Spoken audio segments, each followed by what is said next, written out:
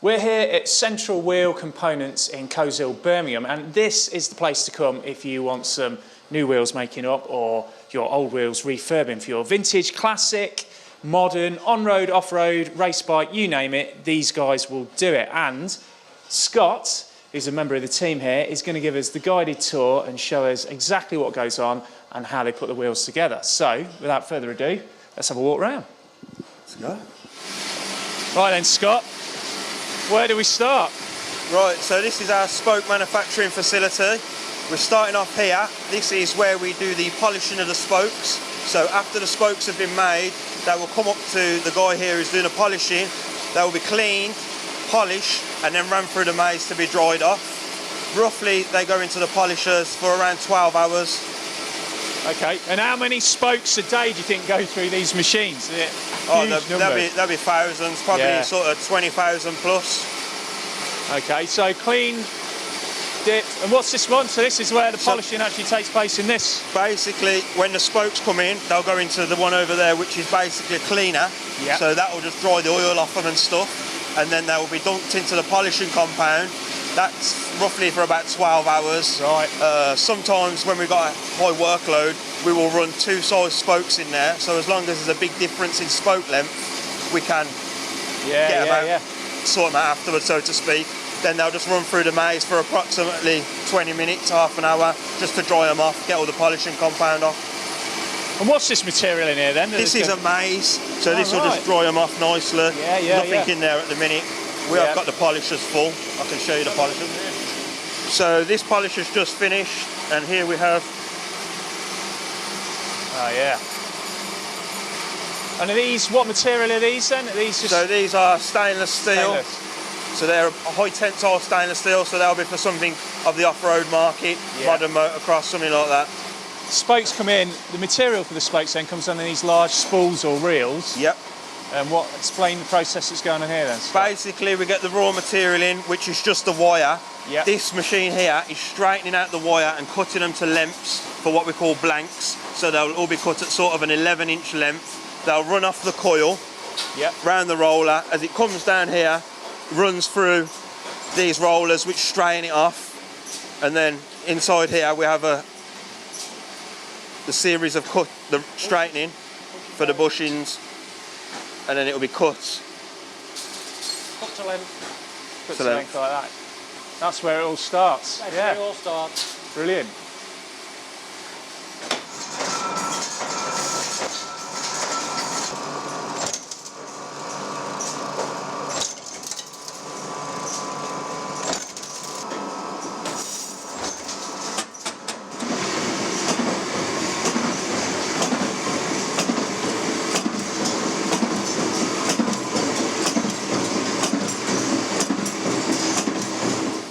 Okay, so we've got a reel feeding into the back of this machine then, Scott, and then cutting to length and a bit more? Yep, this is basically cutting the spokes to length and also putting a head on the end of them.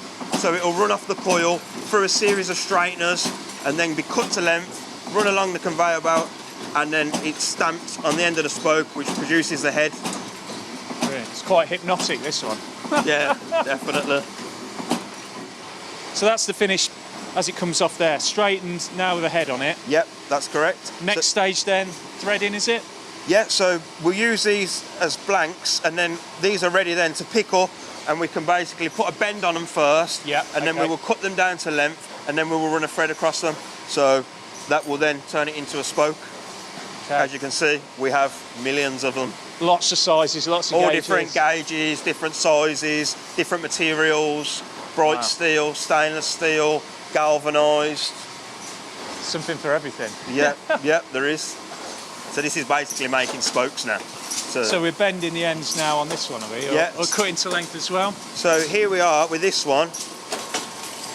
We have the blanks, what we've just pulled off the header.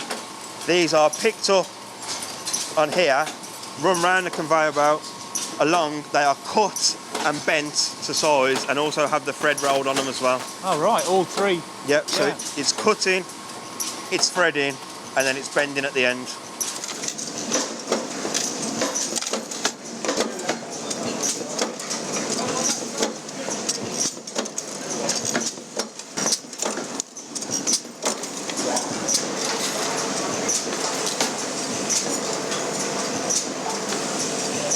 Here we have all the stock wire. So this is all, again, all different materials, all different gauges, waiting to be run through the machines for whatever the customer orders.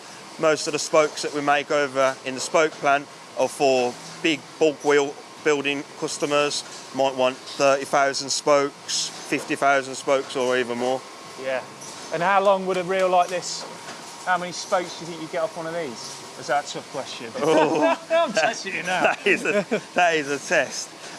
You'd probably run 35,000 spokes off there, Yeah. maybe more.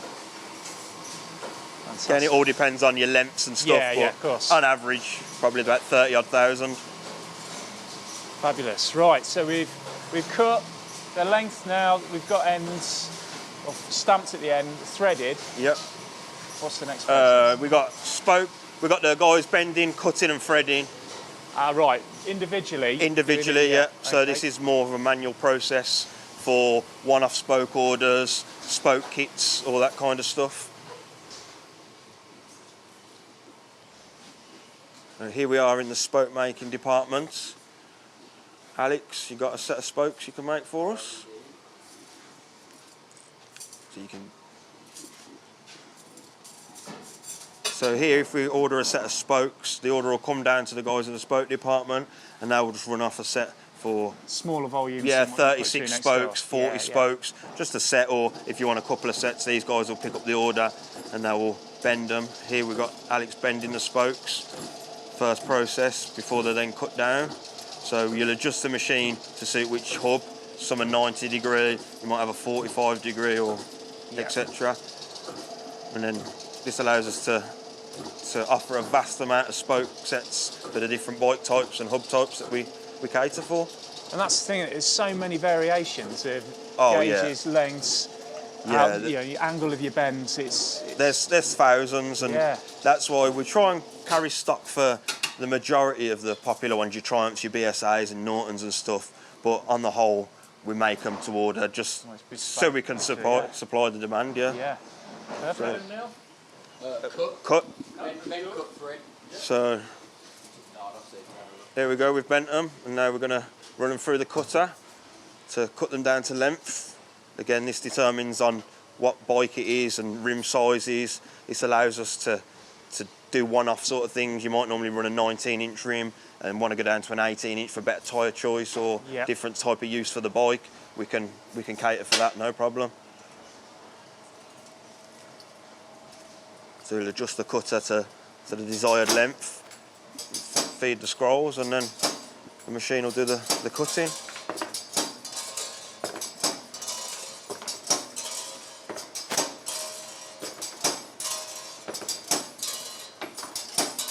I love that sound as well.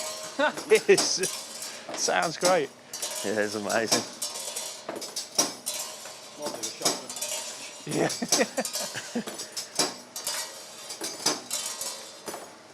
And then after the spokes have been cut, we'll Okay. then take them over to the threader, and this is where the final process of making the spoke comes in, and the thread is rolled onto the end of the spoke. And again, all hand fed onto the machine. then Yeah, and all hand rolled. fed. Some real old threaders we've got here, some great early 1900s, sort of 1920s threaders, Oh, proper kit. Yeah. Proper kit. made locally as well in Birmingham, so it's all good. So as you can see, Alex is feeding the threader with a spoke, and there's a slide what pushes it into the dies and then rolls the thread on. He's got to be accurate when he's feeding that into the Oh machine. yeah, I mean he makes it look super easy, but he's been doing this for many years now, and he does a lot of spokes a day, I know that much. Seamless.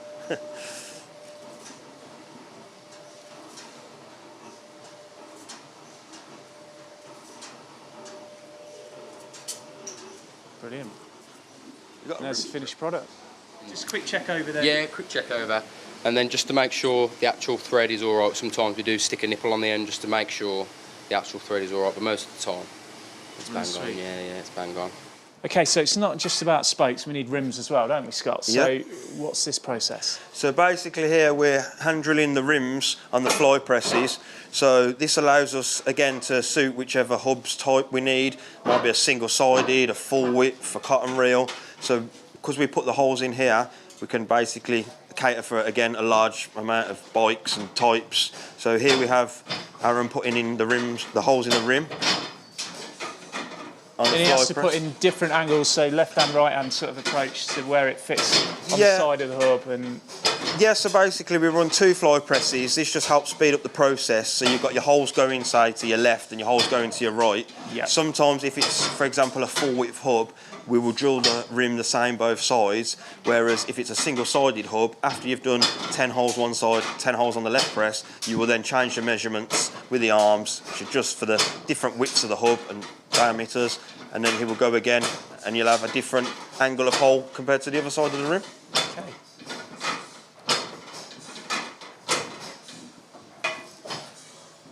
Here we have bright steel rim, and it is drilled first and then will be sent off for chrome plating. This allows a full seal of chrome around the rim. We also offer a slightly budget option, which will be pre-chromed, and we can drill through the chrome. Again, not quite lasting as long, but good for the daily commuter and people that just want to ride the bike and get out there. And the dimples on these rims then, they're already preset, are they, on this one, or can you set those as well before? We have both types. We have preset dimples. We also have dimpling options for, say, your rudge, which will have the dimples on the side of the rim, as you know, Again, we can qualify for a lot of the bikes that are out there. So here is just finishing off the hole with the countersink. Just gets rid of any sharp burrs or whatever that might be left on from the fly presses. Gives it a better finish, ready for chrome plating. So here we have the stock rims. These are all what we call blanks, so they've got no holes in. Different types of aluminium rims that we carry over, from valance to non-valance for the different types of bicycle that we can supply them for. The guys will basically come here, pick a rim, take them over into the rim piercing department, and then they will put the holes in to suit whichever hub type they're for. Lots of variations, and these, again, There are send lots of these all variations. over the world, don't you? They, Yeah. not just UK customers. Oh no, we're global. We send all around the world, America, Australia, into Europe. We sell to retail customers, trade customers. We carry a lot of rims, like you see, and spokes, and we can cater for everybody. Here we're in the dispatch department, so after all the orders are fulfilled, they'll be brought down to this department and packaged up, ready for sending to whichever parts of the world they need to go to. Dave's keeping on top of things nicely here, so it looks quite organised, and it can get quite hectic, and all these racks are full, and we're bringing racks in with wheels, but Dave does a great job of keeping on top of it.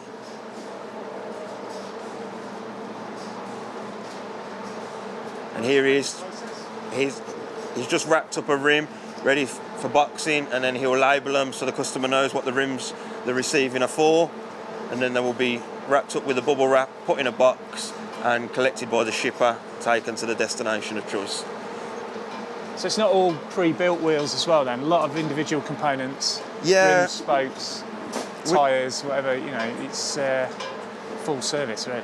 Yeah, we can offer, like you say, rims, just spokes, tyres, tubes, powder coating services, Cerakoting services. We do vapor blasting now, most recent thing we've started doing. Just basically cater for everything that you need to restore your wheels, as well as modern motocross and enduro kind of wheels as well. Prepping and finishing of the rims is also done on site then, Scott? Yeah, that's right. Here we are Cerakoting the rim. So Cerakoting, it's one of the newer finishes that we do. It's basically a ceramic-based paint. It's ultra strong, ultra hard wearing, and very thin as well, whereas powder coating is a lot thicker. Yeah. Some people don't necessarily like that type of finish, so this allows them to choose a Cerakote, which is a great option for the off-road market. We also powder coat parts, frames, anything, clutch covers. We're open to all kinds of things, as well as wheel components. Yeah. We offer a great range of colours on the Cerakoting and some decent different finishes. Yeah, so you can really customise it and go for something wild with the Cerakote. Oh yeah, definitely. Yeah. I mean, the craziest market for that kind of stuff is the supermoto market. We do some different finishes, like we do a lot of fade, so it would be 2 colours that fade into each other, maybe a black and an orange or something. They're quite a popular finish that we do. So the thing with Cerakoting as well, after it's applied, it's baked in the oven, a bit like powder coating, but at a lot lower temperatures as well. Right. So if you've got something that's been heat treated before, you're probably best going off for the Cerakote option with it being a lot lower baking temperature. Yeah.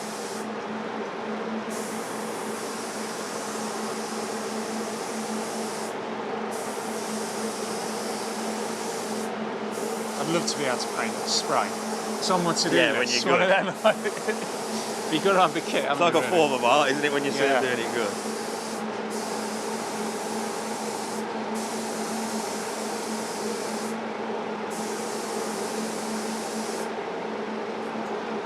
Brilliant. Second coat on now, and then we will take it to the oven to be baked.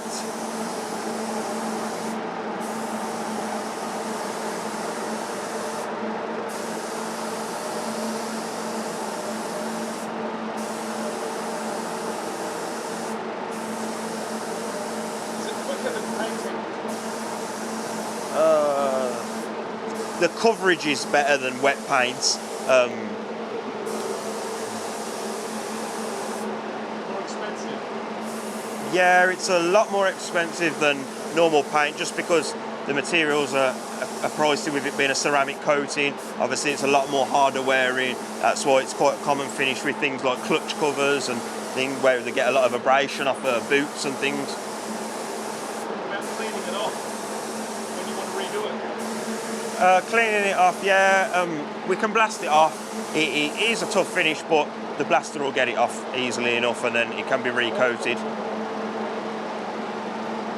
I know with that product as well, you can get real high temperature versions, can't you, to manifolds and exhausts? Yeah, and that's stuff. right. They also do a high temperature version for exhausts and manifolds, so that again is a little bit more pricey than the standard Cerakote, Yeah. just because materials cost more. There's a lot more work that goes into making the product. The cost of running this has gone up a bit, hasn't it? Try not to mention it. Yeah. Okay, so powder coating machine now then, Scott. Yeah, this is another type of finishing that we do on rims and hubs. So we can powder coat, again, a wide range of colours. There is quite a variation with powder coating between the different shades. So sometimes people want like a slightly lighter blue and the next blue will be a bit of a jump. But again, it's a good finish if you've got some rims that are a little bit beat up, got a few pitting marks. The powder coating's quite a thick process. It will cover these pitting marks and make your rims look new again. Yeah.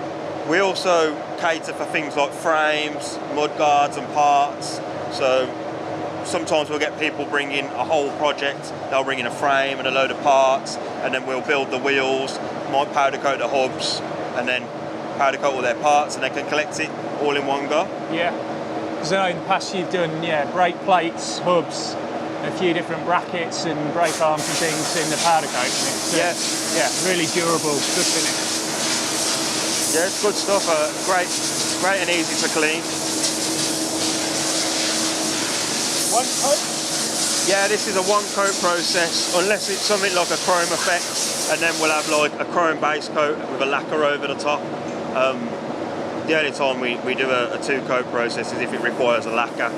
And the black like that then, will that, when it's baked in the oven, that'll shine up with it? Or? Yeah, that's right. It starts off as a matte finish, and then it'll bake in the oven, and that's where it really comes to life, and it'll give it the gloss finish or the satin finish. Like I say, it's a higher bake temperature than the Cerakote, so a lot of this stuff's baked at sort of 180, 200 degrees, and it'll be for sort of 20 minutes, an hour, something like that, depending on the paint finish.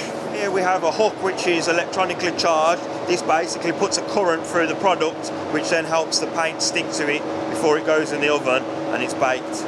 So a number of bits here waiting to go, blasted first, but you've got all sorts here, haven't you? Yeah, absolutely. I mean, this is something off a car by the looks of it. Subframe and some wishbones.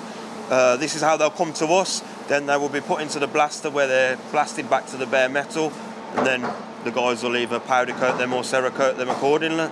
So here we are in the shop blasting room and sandblasting.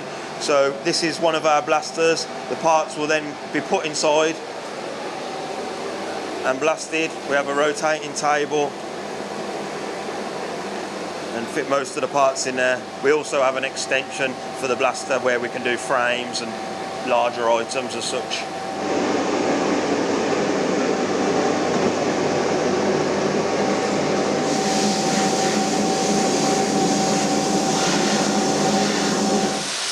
So this is the noisiest part of the whole operation here then, Scott. What is going on here?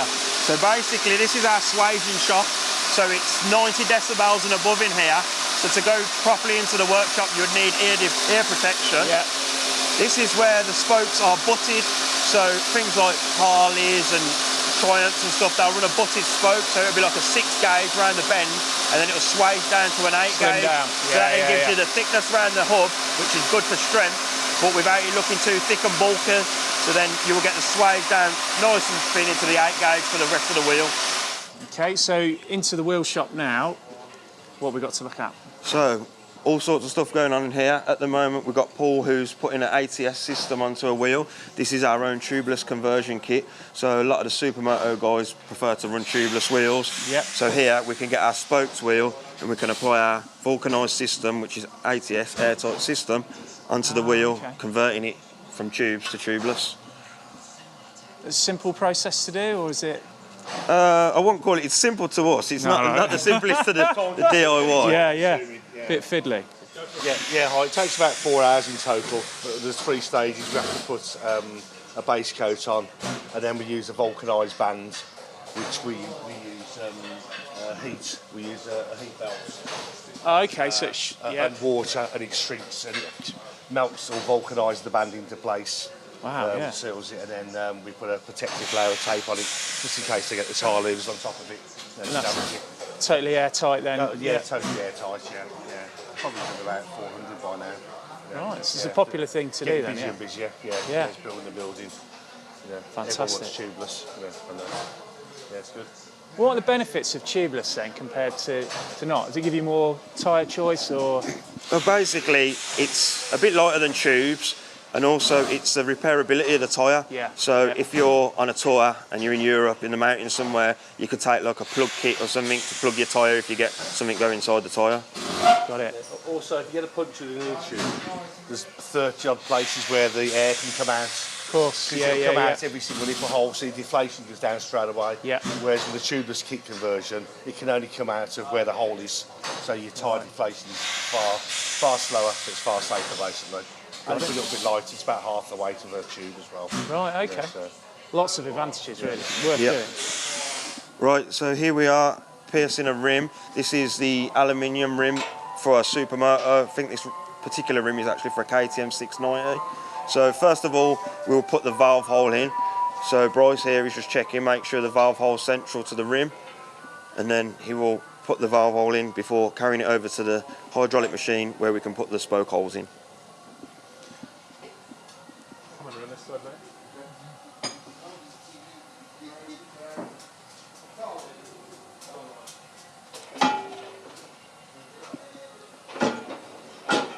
And that's the valve hole going into the rim. So this is an alloy rim, a bit tougher than ones we were looking at before then? Yeah, that's right. Gauge? This is a 7000 series aircraft grade aluminium rim. So with it being a supermoto type rim, you'd be looking at like a 7115 series aluminium. That's why we tend to drill all the alloy ones on the hydraulic machine, just because to do them all down a fly press, you'd have no elbows left. So here, setting up the machine. So with it being a KTM 690, it will have a cush drive rear hub. So we'll have 2 different measurements. So we're going to drill half the rim one way, and then we'll adjust the settings for the wider side on the drive, and then we will pierce the holes on the other side of the rim. So the side measurements, they basically take in the rim for a more acute angle for the diameter of the hub, and this back measurement now, it's wider or narrower depending on the type of hub. So if you've got a really wide hub, you'll add a lot more measurement to it to give it more angle than you will if you had a narrow hub.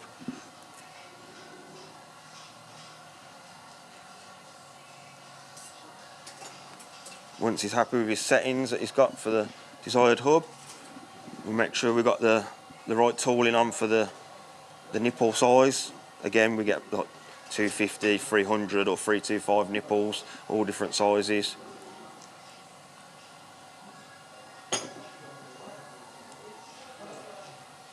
and then we begin putting the holes in for the first side of the rim.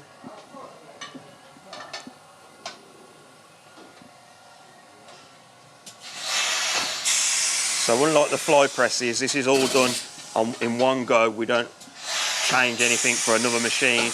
Basically, you'll just do left to right, left to right, left to right, and that will link up your pair of holes on the one side. Yeah. So you'll do your drive side at the minute. He'll be putting in the holes that make up for the sprocket side, and then he'll adjust the settings for the disc side, and he'll do it again, but on the other side of the rim.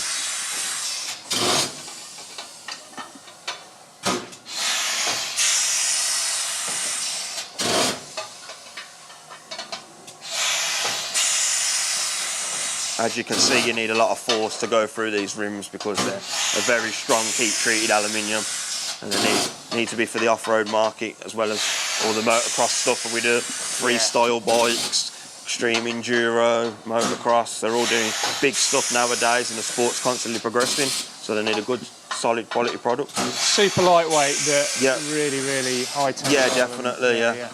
A lot of people worry about things like scratching the rims when they take them on board. Here, there's no scratches added to the rim. Everything's super looked after. The metal is very smooth and constantly looked at to make sure no blemishes or marks are put onto the rim from the process of drilling them.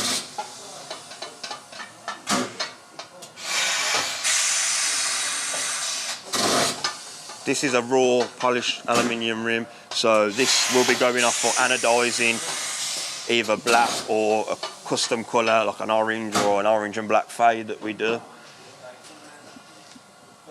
So here we're adjusting the measurements for the disc side of the hub. So we've just put the drive side in. That's a much more of a acute angle for the larger sprocket, and then the disc side is a smaller side to the hub, so we'll need a different measurement. Different angle. Different angles, yeah. The width will be the same. It'll just be the side to side measurement you need to adjust for the different diameter.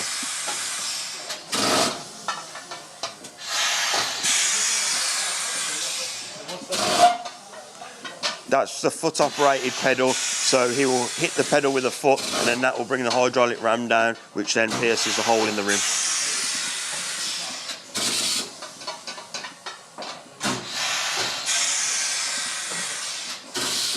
And then after the rim is pierced, it will be sent off for anodising. We do a wide range of colours and finishes in the anodising. Like I say, for the supermoto guys, these guys love the different colours and standing out from the crowd. So here's a fade rim that we do, another popular one with the supermoto customers. We do like a black to purple fade, black to orange fade, all different colour fades. Just makes your bike more custom and makes you stand out from the crowd. So is that the purple bit there? Is that anodised, and then this is Cerakote? Both anodised. Both anodised. Yeah, it's just anodised. Okay.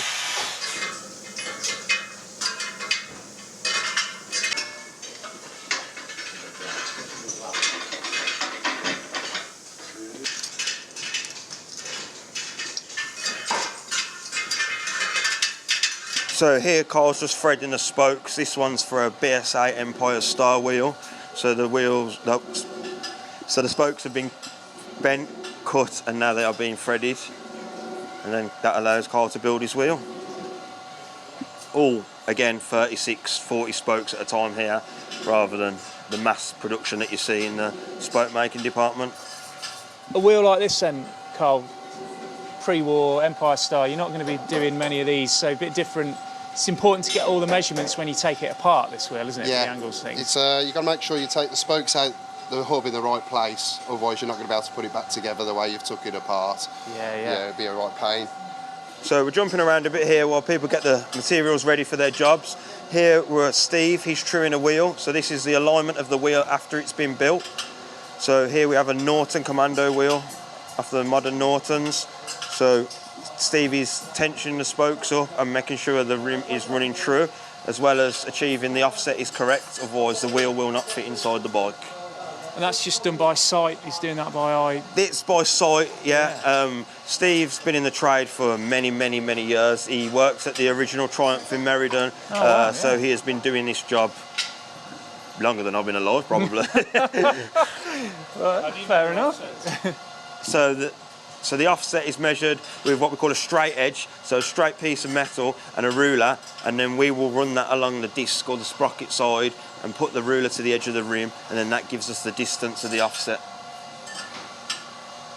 like with my IT, you haven't got the bike or anything, but do you have a reference that you go to that tells you the offset for that? Okay. So for information, over the years, we've been in business for 126 years, so we've always gathered a database as we've gone along for the more common stuff. We do get one-offs and things that are not so popular, so if the wheel comes in, we will take a measurement before we strip the wheel down. That gives us at least a guide mark, and also sometimes if it's a custom bike or different forks, different swing arm, there's a bit of to and fro, so the customer will come in, get the wheel made to his specification, and then when he gets it back, he might need to adjust it, so we'll tell him to bring it back in and we'll move it over. As long as it's not too much, you don't need to remake spokes or nothing. Right. You got a good sort of 6 to 10 mil where you can adjust the rim before you'd need to remake spokes or maybe change the drilling on the rim.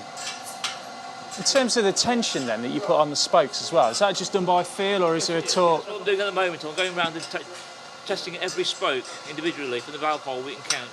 This guarantees the tension of the spokes is relatively even.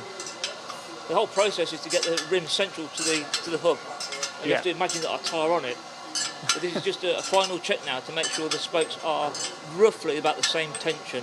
There's no loose ones. Just done by feel? Just by the experience, yeah. Something like explaining the offside rule, you know, it's a bit complicated, but we do them all day long. It gets an easy job to do. You just know. You do it every day for a amount of years, you know. And if they're over tightened then, that'll pull the rim out of shape, will it? You can over tighten them and you can under tighten them. Yeah. But as long as there's some tension on the spoke, that's fine. Yeah. But there is obviously a bigger bike, so bigger spokes will need a bigger tension. Right. Obviously little Tigler's mopeds, it didn't need so much, but yeah.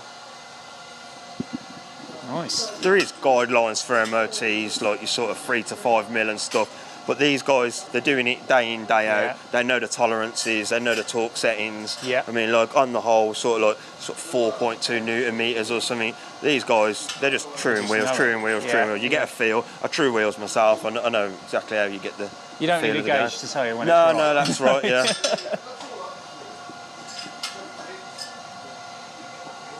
And this is for brand new Norton Commandos then that are made that's just right. down the road, aren't they? So, Yeah, I mean, we're proud wheel builders for Norton. They're not far away from us. Yeah. We do all the wheel building for them.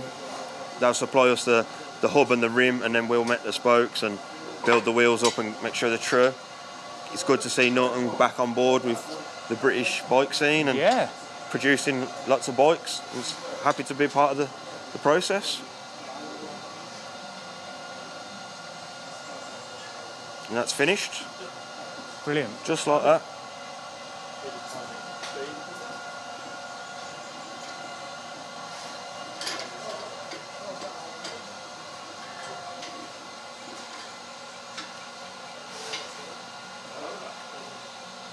Right, I'm building a BSA Empire Star. First of all, you've got to make sure you've got the hub the right way around for the offset. So this side's going to have the shorter side on it, so you put the shorter spoke in. And then you're literally going from right to left, all the way around.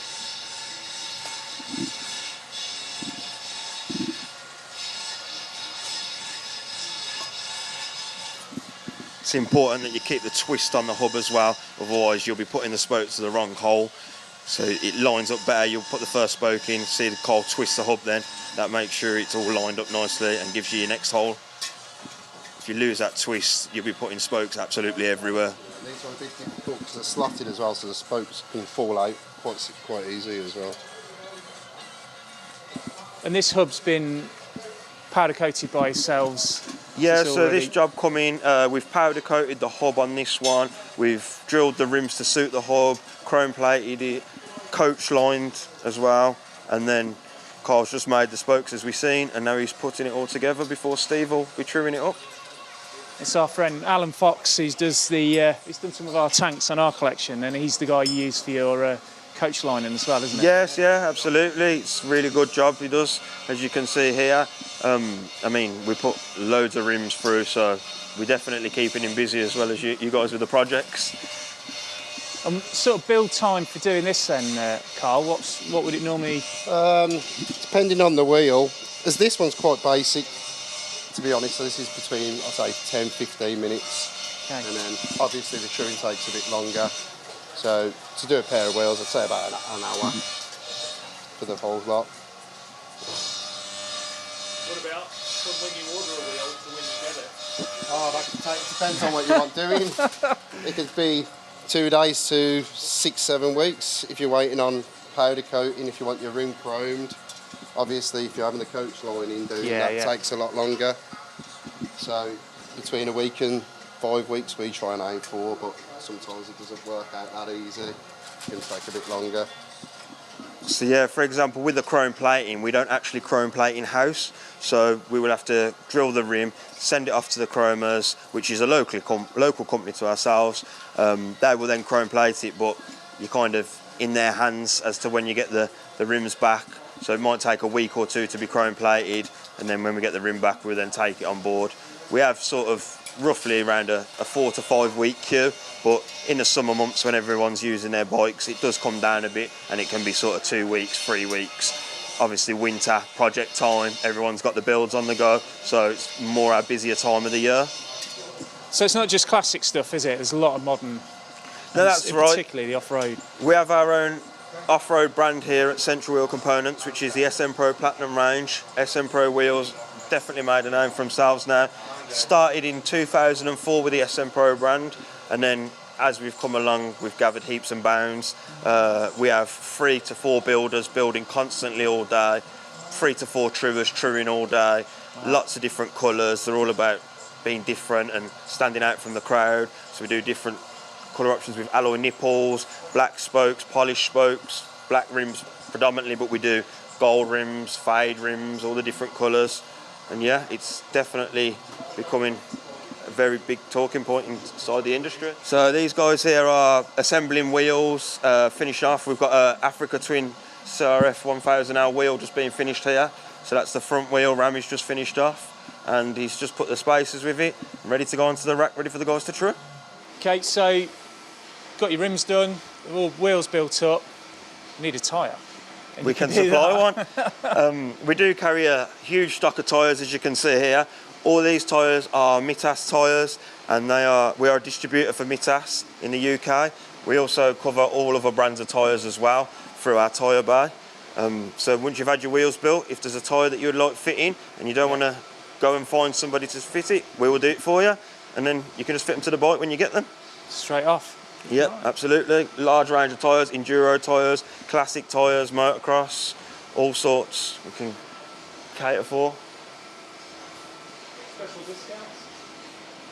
You got special discounts for it? What? So these are interesting, Scott. What are these? This is another product that we do that's wheel related. It's Nitro Mousse, which is a foam tyre insert to run instead of tubes. So a lot of the enduro guys like these, so you don't get nips in your tube and stuff when you're going over rocks. We're again a distributor for Nitro Mousse in the UK. They do 2 different types. They have a normal mousse, which equivalent to sort of 10 to 12 PSI, and then they run a soft mousse, which, like it says, softer for more extreme use, roughly about sort of 6 to 8 PSI for people that want to do something a bit more extreme.